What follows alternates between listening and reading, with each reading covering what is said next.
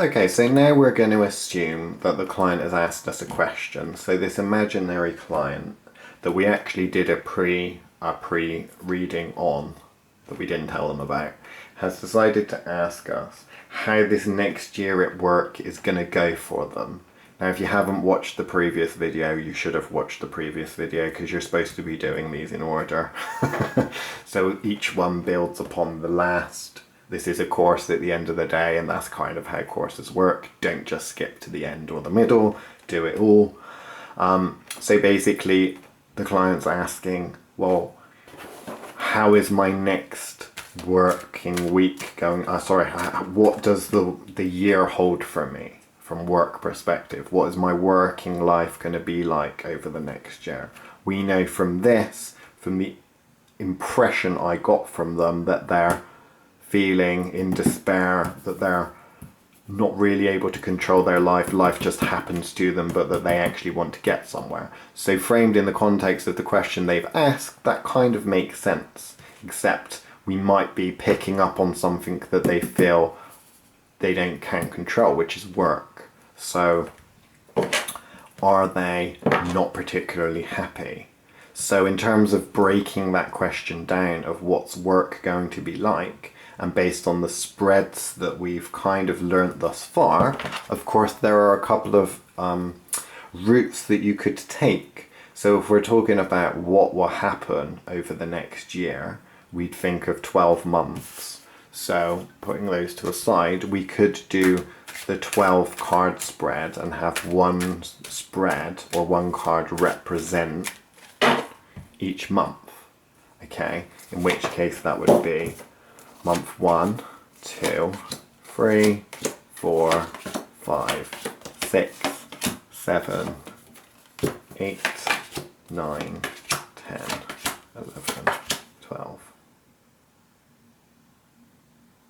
So, don't know if anything pops out to you there. But obviously in this spread, what we're doing is putting one card down per month, and then we would start from the beginning to the end. Now this might not be January to December, because if the clients come into you in March, this card might be March, you see. So it's going to come from the perspective generally of where the client is asking you to come from. You're not necessarily going back in time unless they're asking you to, or unless you feel like you should be going back in time. So this is obviously, we've kind of gone through this before where we would read through each one. That's one approach we could take.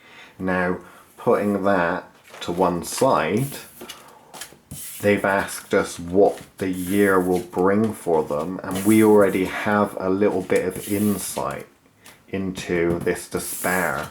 So you might decide, instead of casting a spread and answering that question, or using this type of spread to answer that question, you may decide to simply say, look, I'm picking up on the fact that you've got a lot of despair in your life at the moment, that you don't really feel like you're coming or going.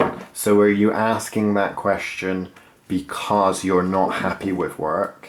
And would a better question to ask the cards, should I stay or should I go?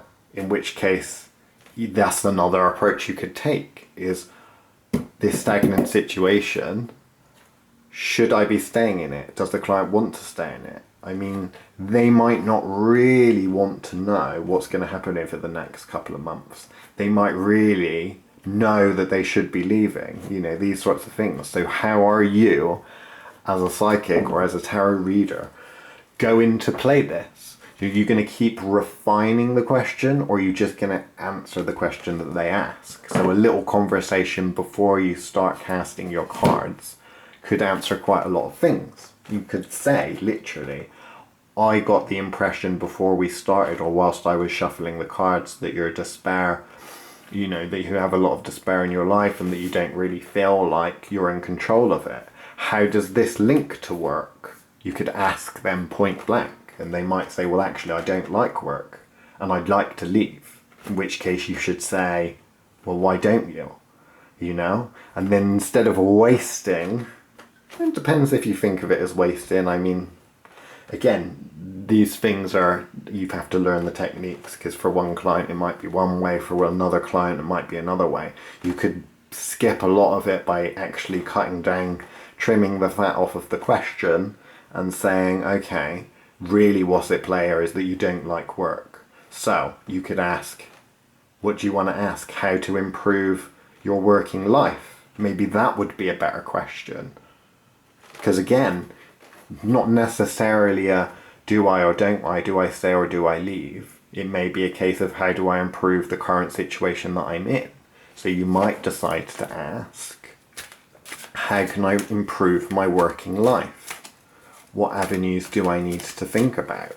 And then select a spread that is going to help you answer the question. So in terms of what type of spread you're going to pull, if you're in doubt as to what spread to use, then just pick one card. Okay? So if the question is, what do I do to improve my life? We've got despair. Now this is the beginning almost of a story. I would see this as a signifying card. So this card isn't really giving us a lot of information and answering the question, but to a certain extent I feel that it embodies the question. So assuming that that is the question we just asked and not the answer to the question, pull a couple of cards to see what comes up. And this is a case of, you've got the hermit, someone that's just staying still and not doing anything. You've got this cheeky chappy that just wants to run away. And then you've got grand ideas of some trophy. You know, I know it's a cup, but it looks, to me that looks like a trophy. There. Or a candle holder. To me that's a case of really, I really feel like I should run away. And that actually the disparity would be solved, or can only be solved, by running away. In which case, if this is a job, this may make me ask further, well, should I be leaving? Should I leaving? Should I be leaving? Should I leave the job? Yes or no? In which case we have a yes or no one. We could say, should I leave the job? Yes or no? And then we pick a card. Is this a yes or no card? That's a yeah. Get the heck out of there. Look at him. There's a lot of movement there. He's saying get the heck out of there.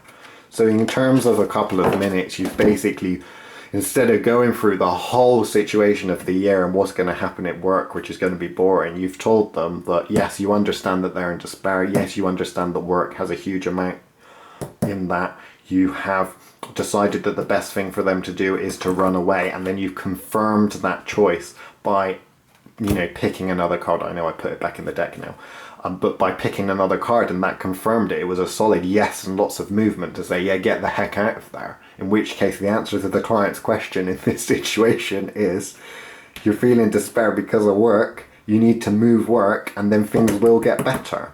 Now, depending on how much time you've got to go in with the client, maybe you've only got 10 minutes, this might have taken up half of the time. This might be a 5-minute thing. In which case you could then start exploring how to escape. So if we've got our escape here, yeah, start thinking about what are ways I can escape. You can either do a spread for this, or you could say, look, I know you need to escape. What would you want to do? What do you want to do apart from this? What will make you happy? And if they say, well, I want to be a vet, you know, it trims down to get into the point quicker, and that they're getting more useful information out of it. So you say, okay, you want to be a vet. Is a vet a really good situation for you to be? Why do you want to be a vet? Those sorts of things. Now, one thing I will say now is sometimes cards fall out of the deck. Some people will say you should put these cards to the side, you know, they may mean something. Some people say that something's jumping out of the deck right now and that it's something that you really need to pay attention to, and some people just put it in. Now, there's no right and wrong. All that matters is that you're giving proper advice to the customer, the client, whatever. So this one, I always ask, okay, wait a minute. is this card relevant to the one thing that I was just saying, or along the lines of we were talking about? We were talking about vets and going off to be a vet. This is someone riding a horse and going off. They've got some sort of stick with a wreath on, which means some sort of celebration and a good thing. And there's other people traveling in the distance with that person. They're all going the same way. To me, that looks as though a group of people that are working towards something. For that I see that as college, as people training together to get to an end. So I'm seeing veterinary college from that. Now that just fell out of the deck. If you don't see that, that doesn't matter, because again, this isn't a real reading.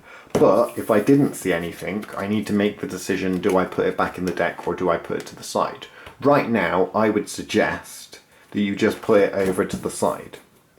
If you don't, if something falls out, or if a stack of cards fall out, say we've got let's make a couple of stacks of cards fall out. Now what? There we go. There's another card. Say a couple of them fall out like that, because it does happen. Even if you have big hands, you'll have cards fall out. So you could say, okay, I'm gonna see what's going on here.